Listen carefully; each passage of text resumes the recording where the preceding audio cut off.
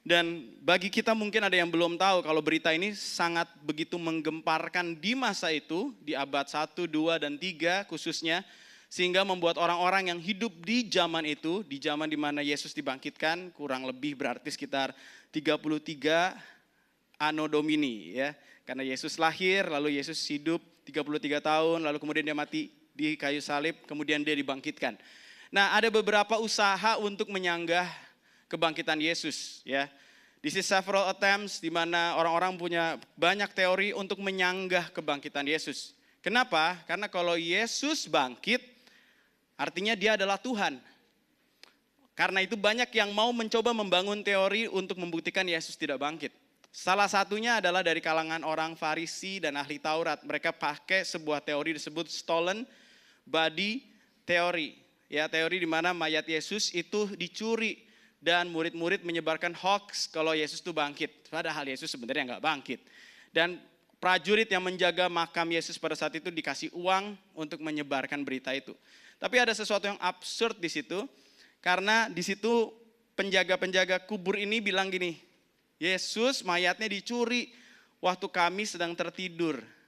Nah, pertanyaannya pertama, kenapa hal ini absurd adalah pada zaman itu mayat Tuhan ditaruh di dalam kuburan seperti gua, ada batu besar di luarnya, ya. Kita aja kalau tidur barang geser kita bisa kebangun. Masa batu segede-gede gitu ya, geser dia nggak kebangun, oke? Aneh kan? Itu yang pertama, absurd. Yang kedua, para penjaga ini bisa dengan yakin bilang gini, yang mencuri adalah murid Yesus. Padahal tadi katanya mereka tidur. Loh kalau mereka tidur gimana mereka tahu siapa yang curi?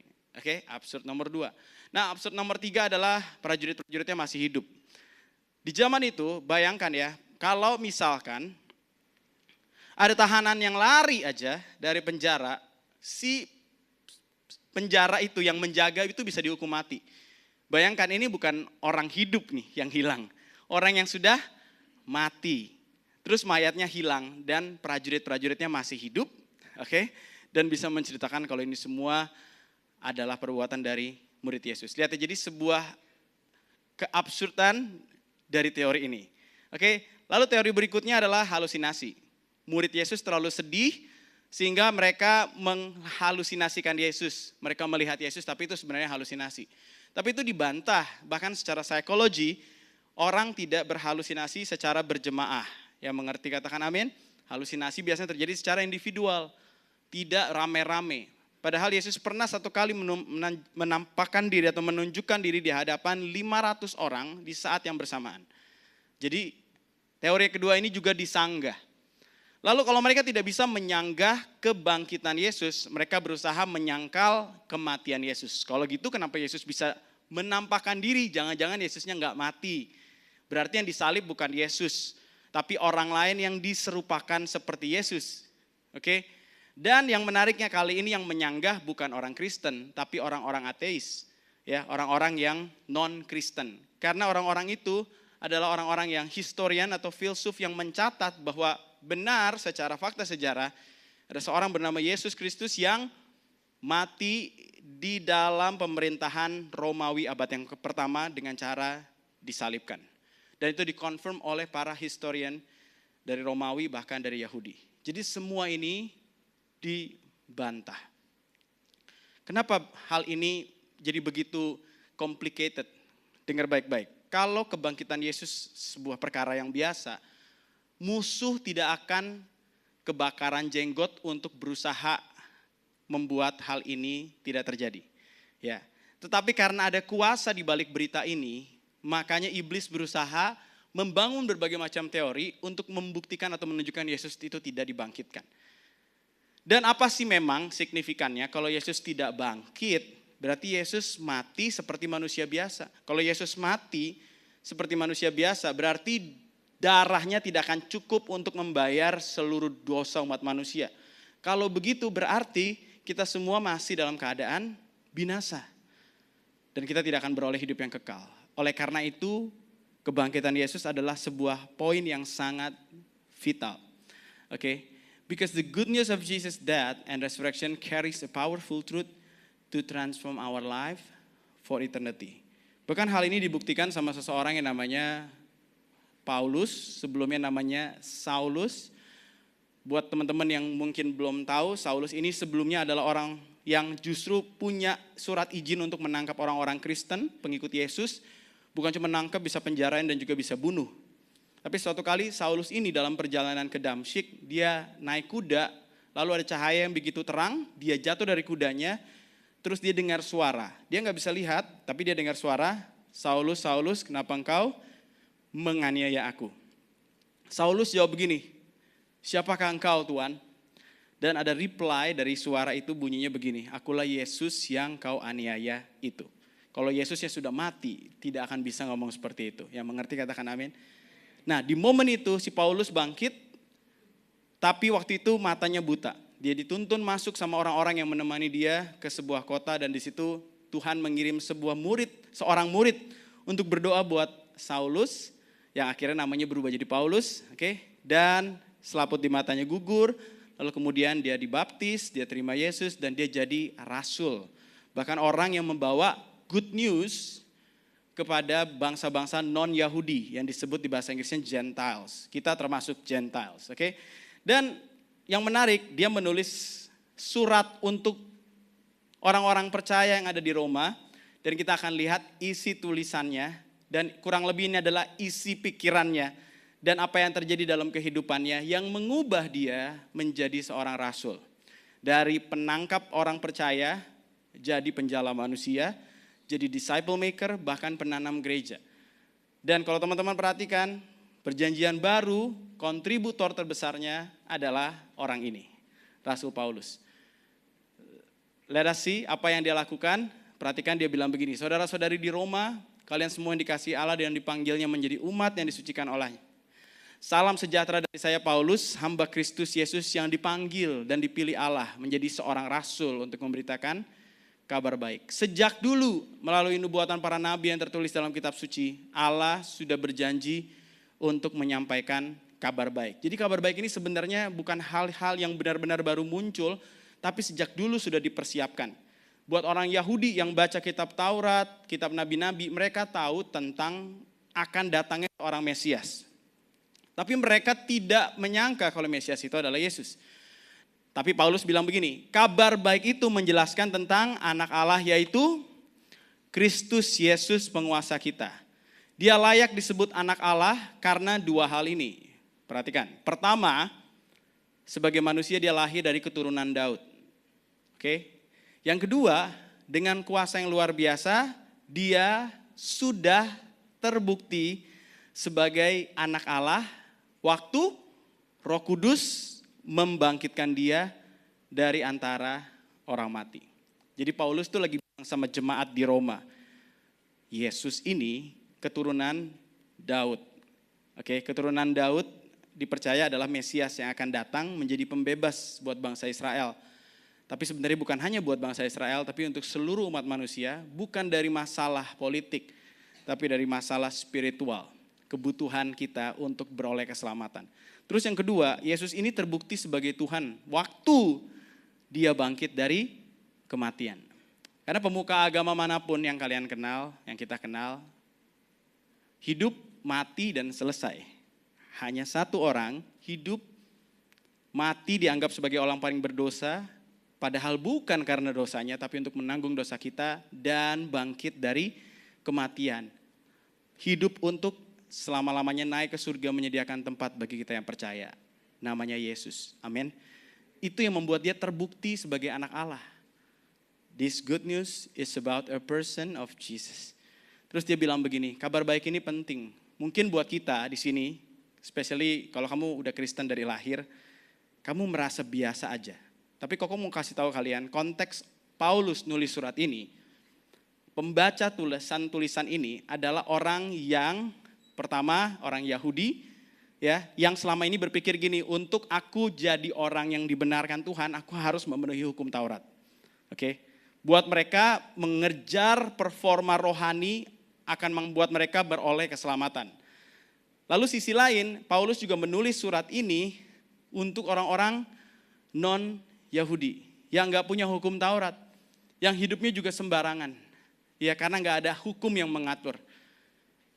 Dan dia tulis begini, Kabar baik ini penting, sebab murka Allah terhadap semua dosa dan kejahatan manusia sudah sejak lama dinyatakan dari surga. Dosa dan kejahatan itu, sama-sama baca yang di garis bawah warna biru, 1, 2, 3, menghalangi manusia untuk mengenal ajaran yang benar dari Allah. Jadi dosa dan kejahatan hinder us as a human to know the truth from God. Oke, dosa dan kejahatan. Tuhan marahnya sama siapa? Coba perhatikan. Di sini dibilang murka Allah terhadap semua dosa dan kejahatan. Tuhan tidak membenci manusia, Tuhan membenci dosa dan kejahatan manusia. Oke, Tuhan tidak membenci manusia, dia membenci dosa. Kenapa Tuhan benci dosa? Karena dosa jadi penghalang untuk manusia bisa kenal Allah. Coba perhatikan kalimat ini, karena ada beda antara tujuan Tuhan dan tujuan iblis. Tuhan punya tujuan supaya kita punya hubungan. Iblis punya tujuan supaya kita terpisahkan. Oke, dari awal Tuhan taruh manusia di Taman Eden dan Tuhan berelasi dengan ciptaannya. Tapi iblis punya plan untuk memisahkan kita dari Tuhan. Gimana caranya? Tuhan kudus. Satu-satu cara yang paling efektif untuk membuat manusia dan Tuhan berjarak adalah diinjekkan yang namanya dosa. Ya, mengerti, katakan amin. Waktu dosa masuk, akhirnya ada distance, ada separation antara Tuhan dan manusia. Manusia nggak lagi punya hubungan dengan Tuhan. Hubungannya jadi jauh, bahkan akhir dari hal itu adalah kematian. Terpisah bukan cuma sementara, tapi selamanya. Perhatikan ya, ini clue yang sangat jelas. Segala sesuatu di dunia ini yang membuat kamu jadi berjarak sama Tuhan, itu bisa dipakai oleh iblis. Apapun itu, pacarkah itu, sosial mediakah itu, anything yang membawa kamu berjarak sama Tuhan could be used by the enemy to make a distance. Karena dari awal tujuannya ini. Mungkin juga kesibukan, ya. Mungkin bukan hal yang non rohani, mungkin bisa jadi juga hal yang rohani dipakai supaya kamu terlalu sibuk sampai kamu gak punya waktu untuk punya hubungan dengan Tuhan. Tapi sebaliknya, semua yang datang dari Tuhan akan menarik kamu mendekat sama Tuhan dan supaya kamu punya hubungan. Amin. Jadi hargailah orang-orang yang membawa kamu semakin dekat sama Tuhan. They are used by God. Amin. Mungkin gak nyaman buat kamu, but they are used by God to accomplish His purpose from the very beginning. To draw closer to you. To draw you closer to Him. Nah, masalahnya dosa ini terjadinya pada saat Adam jatuh dalam dosa. Dosa masuk kepada semua manusia seperti penyakit keturunan yang menular. Dan apa yang terjadi? Gara-gara dosa masuk ke seluruh manusia. Ini yang terjadi. Kualitas manusia yang tadinya serupa dan segambar dengan Allah jadi rusak. Dan ini nih efeknya. Coba perhatikan ya, waktu teman-teman baca ayat ini, coba cek jangan-jangan ada kualitas-kualitas yang dituliskan di sini, ada di dalam diri kita. Atau di dalam orang yang ada di sekitar kita. Coba kita lihat.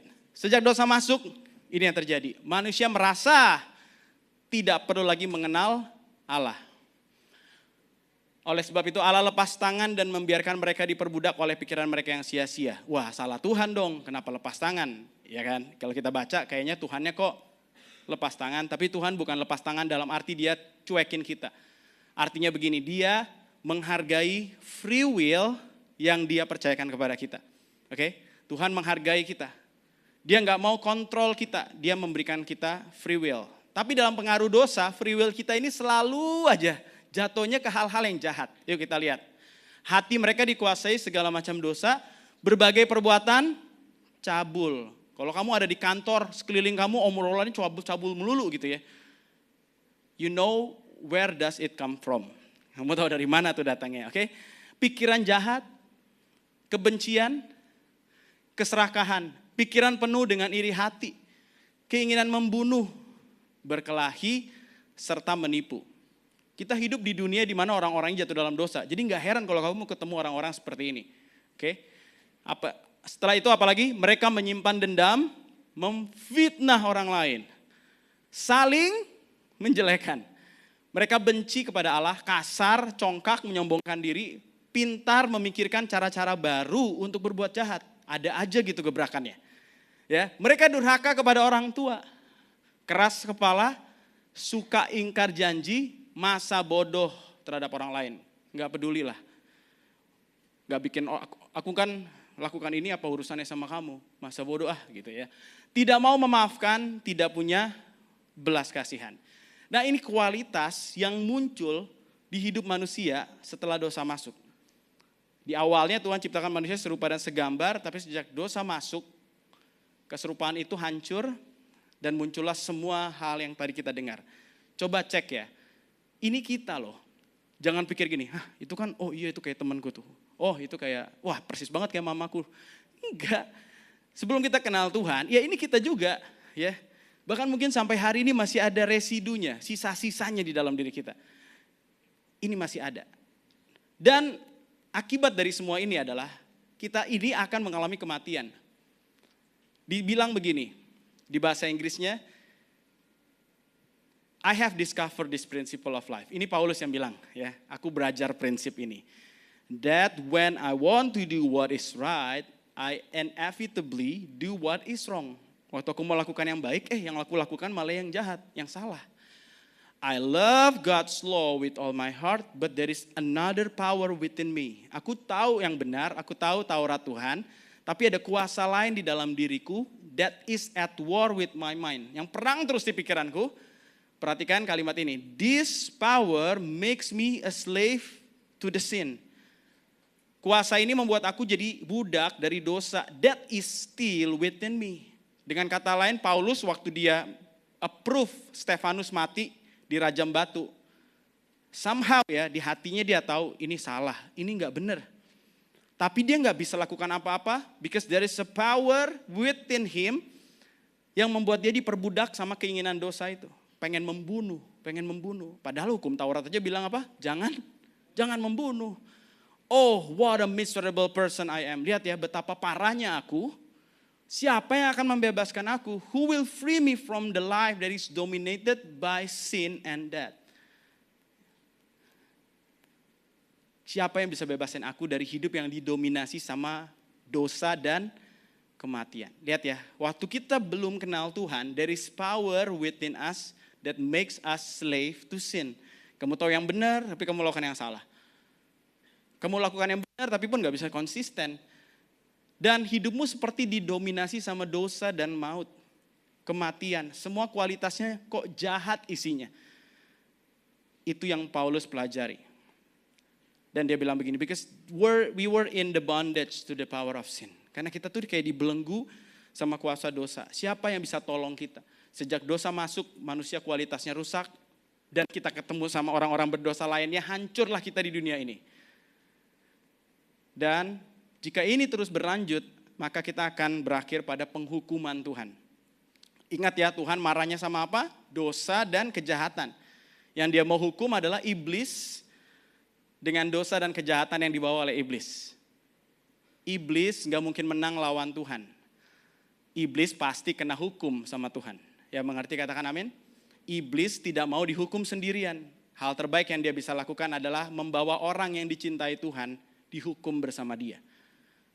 Kamu dan saya. Gimana caranya?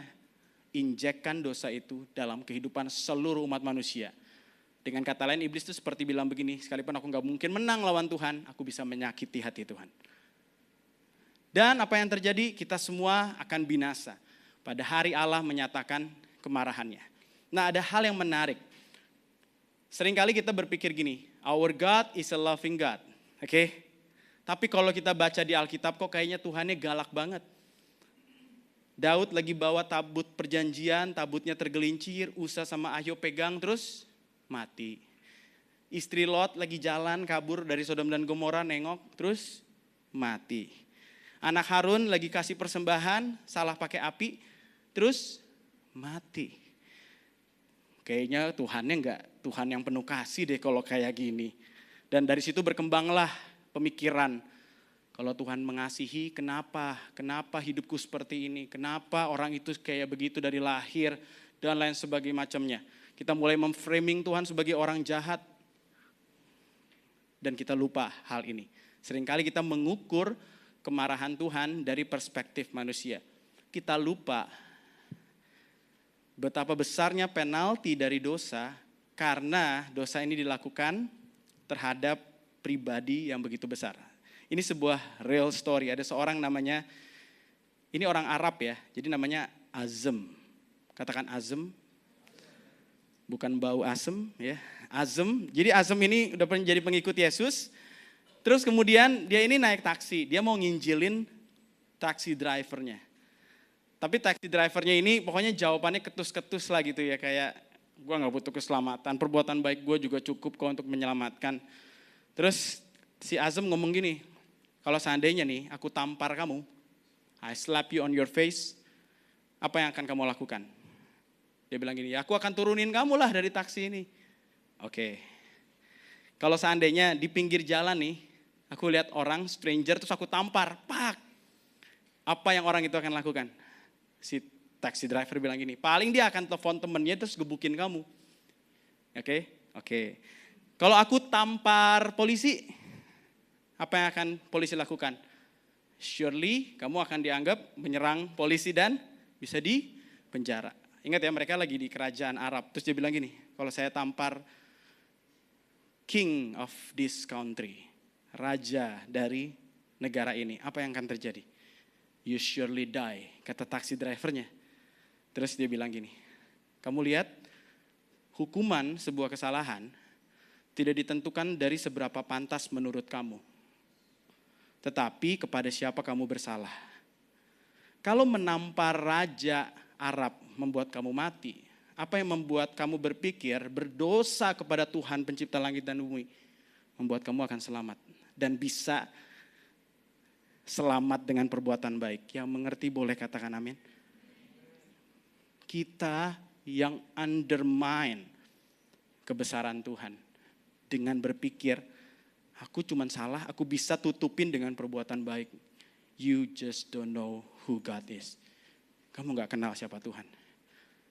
Tapi kalau kamu tahu, kamu akan melihat kengerian besar yang harus kamu hadapi. Karena kita semua bukan berdosa satu sama lain, betul?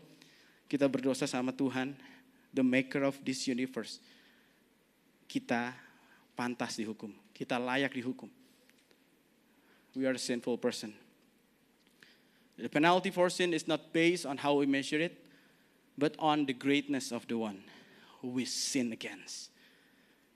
Itu yang harusnya kita sadari. Sampai kamu menyadari hal ini, kamu akan melihat gospel sebagai sesuatu yang murahan.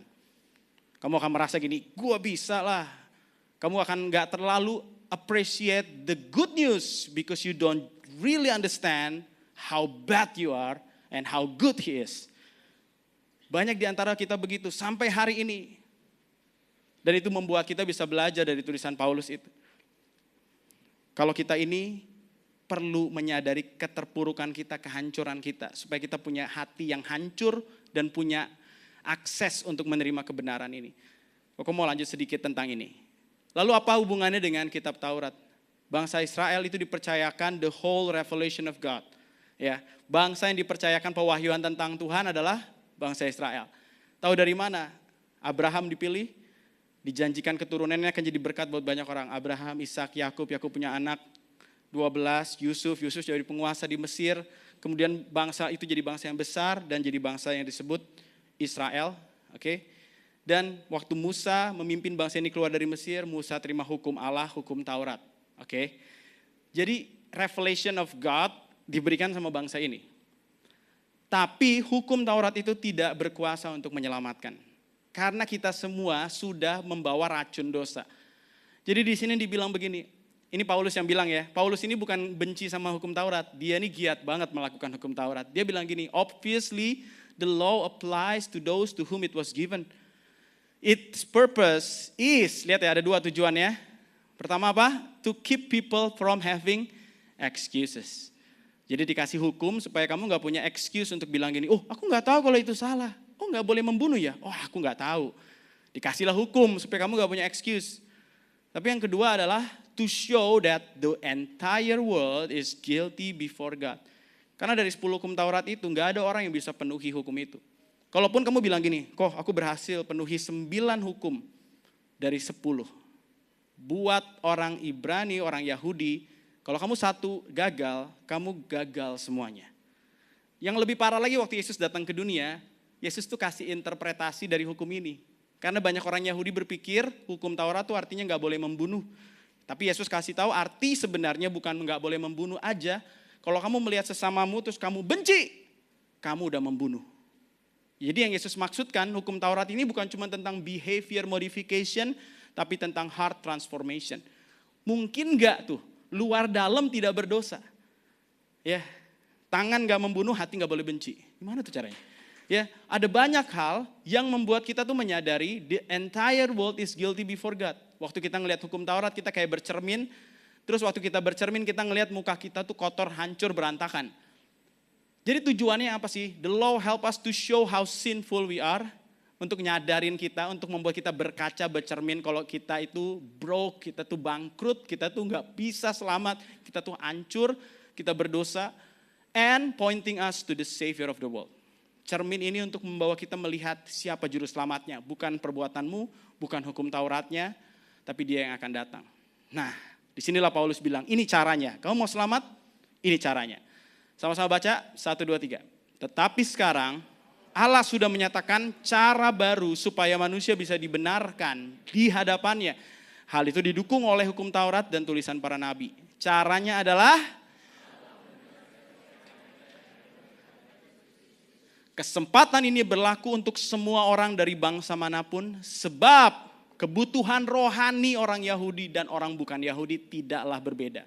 Karena semua orang sudah, kebutuhan rohani kamu dan saya pun sama, orang Indonesia juga sama. Kita butuh keselamatan dan kita gak bisa membenarkan diri kita dengan perbuatan baik kita. Hanya ini caranya, jika kamu percaya penuh kepada Kristus Yesus. Dan lihat ya, orang yang percaya penuh sama Kristus Yesus akan terlihat dari perubahan hidupnya. Sekali lagi, orang yang percaya penuh sama Kristus Yesus akan terlihat dari perubahan hidupnya. Kalau ada orang yang bilang dirinya Kristen, tapi somehow 3 tahun berlalu hidupnya gak berubah, you better ask yourself, do you really believe in Jesus or not? Karena gak mungkin Tuhannya yang salah. Pasti something wrong with us. Perhatikan ya, gak semua orang yang datang ke gereja itu sungguh-sungguh percaya sama Yesus. Gak semua orang yang pelayanan itu sungguh-sungguh percaya Yesus. Dan datang ke gereja gak langsung menjadikan kamu Kristen. Only when you really trust Jesus, percaya penuh Tuhan, aku bangkrut, gak ada hal yang baik dari diriku, aku terpuruk, cuma Yesus yang bisa selamatkan aku. Sampai hatimu seperti itu, baru kamu akan menerima Yesus dan segala hadiah yang Dia siapkan. Di sini ditulis begini, hukum Musa tidak sanggup menyelamatkan kita, karena di dalam kita ada natur dosa. Okay? The sin. So God did what the law could not do. He sent His own Son in a body like the bodies we sinners have. Ini sebabnya Tuhan harus datang dalam bentuk tubuh manusia. In that body God declared an end to sin's control over us by giving His Son as a sacrifice for our sin. Jadi di tubuh inilah Dia menyelesaikan semua yang kita nggak sanggup selesaikan. Dia lakukan ini supaya apa? So that the just requirement of the law will be fully satisfied. Sama-sama katakan satisfied. Satisfied itu maksudnya gini, kalau kamu gagal, kamu kena hukum. Karena dosa selalu membawa kematian. Nah, kematian ini harus ditimpakan. This death has to be satisfied to somebody. Ya, siapa yang harus terima ini? Harusnya kita. Tapi Tuhan ambil tempat kita dan menanggungnya buat kita. So that we obtain mercy. Sama-sama katakan mercy. Mercy artinya apa? Is not getting punishment you deserve. Mercy adalah gini, kamu tidak mendapatkan hukuman yang seharusnya kamu tanggung. Amin. That is mercy. Itu aja udah blessing kan. Terus ternyata gak berhenti di situ kebaikan Tuhan. People are counted as righteous, not because of their work, but because of the faith in God who forgives sinners. Ya, tadi diselamatkan dari hukuman itu namanya mercy. Dari situ aja kamu dan saya tuh harusnya udah bersyukur banget. Tiba-tiba dia bilang gini, kamu sekarang aku perhitungkan jadi orang benar. Hah? Padahal belum melakukan hal benar apapun. But you are counted as a righteous. Terus dikasih apa? Free gift of God that is eternal life. Through Christ Jesus our Lord. You know that is grace. Apa artinya grace? Grace is getting gift you don't deserve. Grace artinya mendapatkan hadiah yang kamu gak pantas atau gak terima. So you have mercy and now you have grace. Tapi jujur ya, dua hal ini hanya bisa kamu terima waktu kamu sadar betapa terpuruknya hidupmu. Makanya di sini Koko bilang gini, menyadari keterpurukan kita adalah awal hati yang terbuka. Menyadari kita tuh sinful, we are doomed, ya, kita layak untuk binasa, itu adalah awal hati yang terbuka. Koko ngomong apa adanya ya, Koko bilang tadi di ibadah JC pagi tadi, Koko mau bilang juga di sini. Kalau kamu hidupnya privilege, kamu akan susah terima ini. Karena hidupmu udah nyaman. Kamu gak punya keinginan untuk mengubah nasibmu. Kamu punya apapun, keluargamu kaya raya, kamu bisa minta apa aja, kamu akan merasa, I don't really need a savior. Frankly speaking, Koko akan ngomong ini, karena Koko temukan banyak orang seperti itu. I feel comfortable, I have money, my parents have money, a lot of money, aku punya nama besar, I don't need really a savior. Hanya orang yang menyadari keterpurukannya, dia baru bisa punya hati yang cukup humble untuk bilang gini, Lord, I need you. Kalau kamu gak sampai di momen ini, kamu gak punya hati yang hancur untuk memberi celah bagi hadiah ini diberikan. What is the gift? Pengampunan dan dibenarkan. That's really a big difference. Kau ngerti nih, di antara kita ya, ada orang yang baru Kristen, ada orang yang udah lama Kristen. Ya somehow, kita tuh jadi terlalu over familiarity sama kekristenan. Because we already, aku udah denger ini. Masalahnya bukan kamu dengar atau enggak. Masalahnya kamu enggak sadar keadaanmu. Kamu pikir dirimu baik-baik aja. You're not. We are a bad people that saved by a good God. I mean, just realize on that. And you will have a heart that is ready for God's gift. Yuk kita lihat apa lagi. Kenapa ya? Karena Saulus juga dulu tuh ngerasa hidupnya tuh gak apa-apa kok. Dia lakukan semua hukum Taurat. Gak ada yang salah dengan dia. Marah waktu dia bunuh orang, dia ngerasa ini pekerjaan Tuhan. Sampai dia sadar ternyata semuanya salah. Baru dia punya hati. Baru waktu dia buta nih. Lihat ya, waktu dia buta jatuh dari kuda. Kalian tahu jatuh dari kuda itu gak cuma sekedar jatuh ya. Tapi itu sebuah posisi di mana kamu tuh akhirnya di humble experience. Kamu ngalamin posisi yang lu tuh bukan siapa-siapa, sekarang lu buta, lu bisa apa? Tadinya dia hebat-hebatan, sekarang dibimbing orang gak bisa lihat. Sampai akhirnya Tuhan jamah dia, matanya terbuka, baru punya hati terbuka untuk Injil. Lihat ya, sejahat itu dosa. Dia akan selalu menghalangi kamu untuk mengenal Allah, termasuk lewat kenyamanan. Kalau begitu, sekarang kalau kamu udah kenal Yesus, apakah berarti gak perlu lakukan hukum Taurat?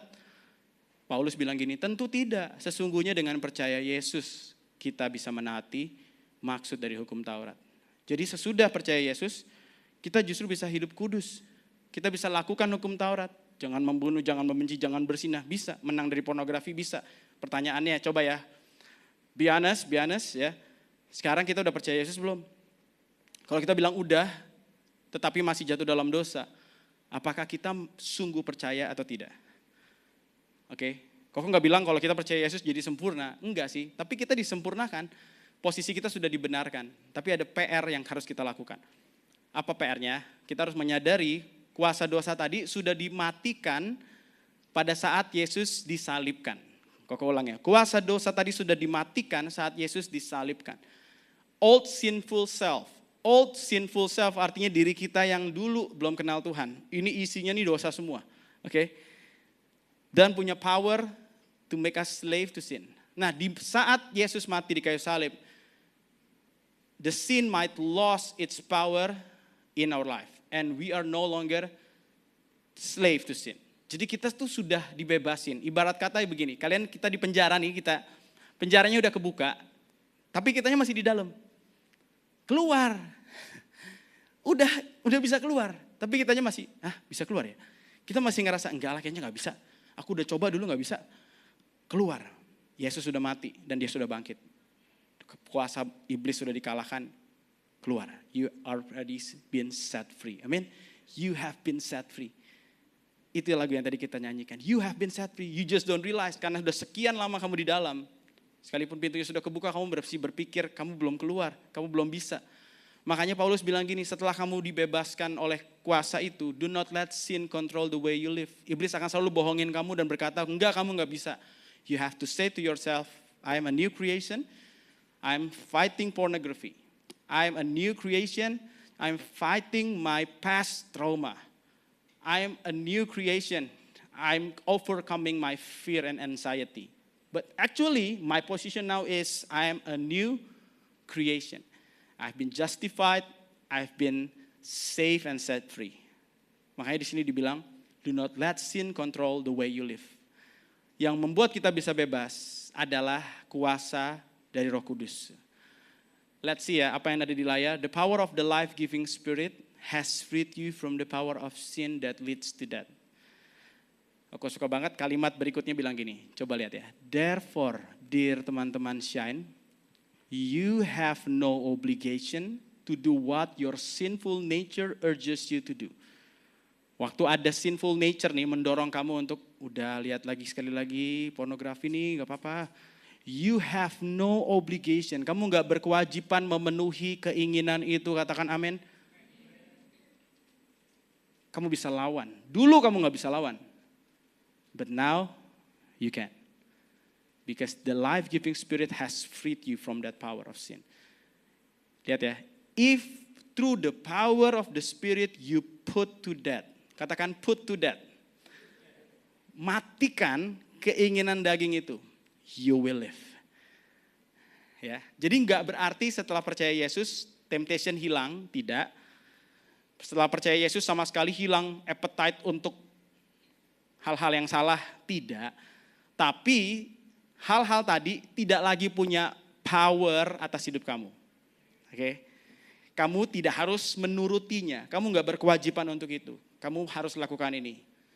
Through the power of the Spirit, put to death this last temptation. Judi online.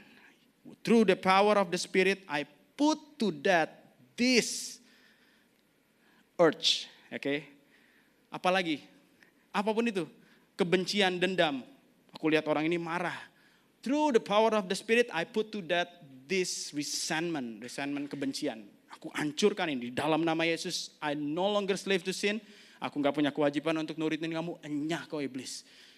I am a children of God. Dan Roh Kudus itu ada di dalam kamu, mengubah hatimu sampai akhirnya orang bisa merasakan perubahannya. This become possible since the Spirit of God lives in you. Okay, so the second part of the good news yang Paulus coba sampaikan dari surat ini adalah percaya sepenuh hati kepada Yesus dan apa yang dia lakukan. Apa yang dia lakukan? Mati di kayu salib, bangkit dari kematian. Itu Injil, itu kabar baiknya. Percaya enggak kamu? Kalau kamu percaya, hidupmu enggak mungkin terus-terusan sama. Jangan-jangan selama ini kita tidak sungguh percaya. Orang yang percaya sepenuh hati, pasti akan ada perubahan hati. Bayanginlah, percaya sepenuh hati terus hatinya enggak berubah. Kan enggak masuk akal. Orang yang percaya sepenuh hati akan ada perubahan hati. Amin. Dan itu akan membuat dia punya kuasa untuk mematikan pengaruh dosa. So I will give you a quick tips. Kalau ada di antara kita yang sudah terima Yesus tapi masih bergumul dalam beberapa dosa. Oke. Ini hal yang perlu kamu ingat. Sama-sama baca kalimat yang di atas. 1, 2, 3. We don't fight for identity, we fight from. Oke, kita nggak berjuang supaya mendapatkan identitas. Ingat ya, waktu Yesus mati buat kamu, kamu sudah dibenarkan. Jadi kamu nggak, aku mau tolak pornografi, supaya aku jadi orang benar. Itu namanya masih fight for identity. Jadi kamu harus melawan itu dengan menyadari posisi kamu. Aku sudah dibenarkan. Makanya kalimatnya begini, I'm a righteous person fighting with pornography. Termasuk ya, kok kamu bilang ya, kalau di sini ada yang punya kecenderungan LGBT. Kamu harus bilang gini, I'm a righteous person, I'm a new creation fighting with the temptation of LGBT. Aku tahu nih, aku ada punya kecenderungan ini. Aku suka sesama jenis. Lord, but I'm a new creation because I believe in you. Dan aku melawan hal ini di dalam nama Yesus. Oke, bukan melawan hal ini supaya jadi benar. Enggak, kamu sudah dibenarkan. Oke, kalau kamu sadar kamu berharga, kamu akan menghasilkan hal-hal yang berharga. So your identity will become a starting place for you to change. Oke, pilih untuk percaya firman Tuhan dan menggunakan firman Tuhan sebagai perkataanmu. Change your word based on His word.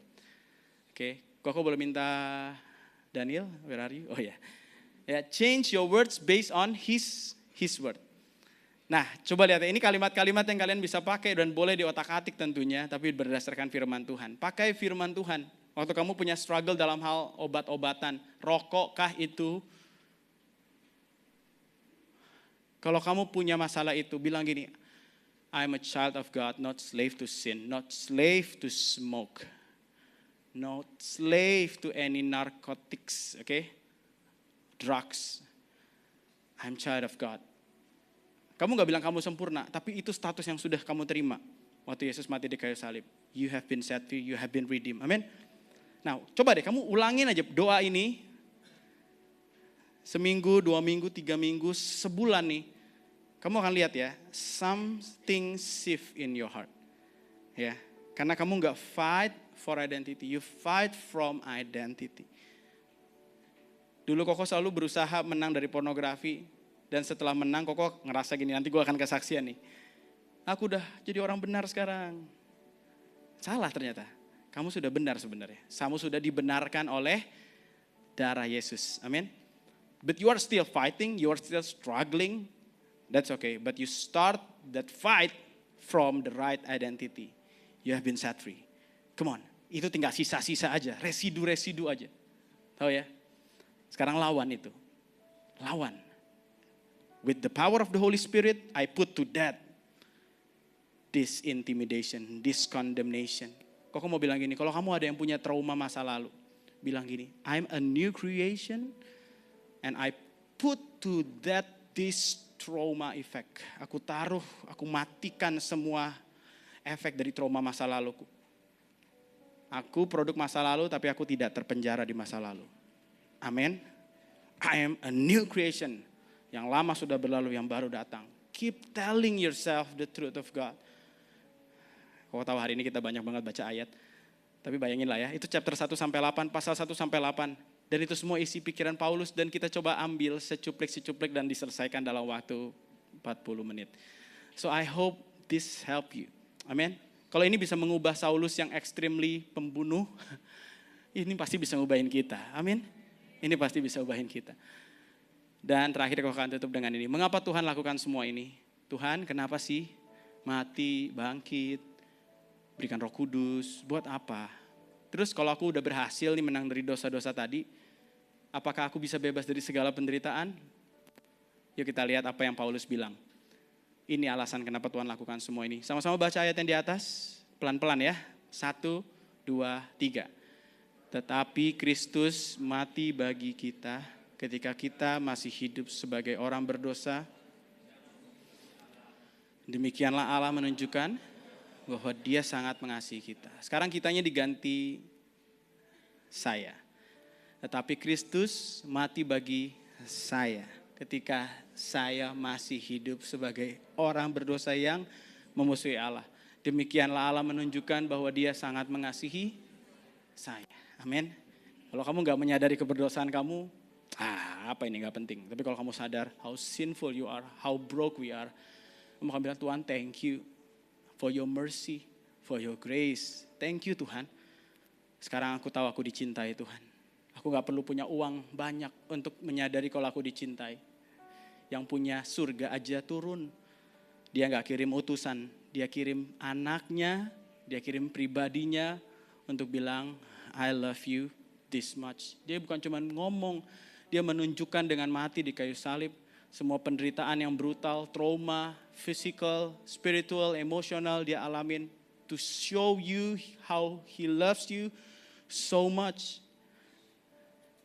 Dia lakukan itu karena dia mengasihimu. Dan berikutnya dibilang begini, Paulus bilang, kalau dia aja tidak menyayangkan anaknya tapi memberikannya buat kita semua, bukankah dia akan mengaruniakan segalanya buat kita? Can anything ever separate us from Christ's love? Ada gak yang bisa pisahin kamu dari kasih Tuhan? Dosa aja dia lawan.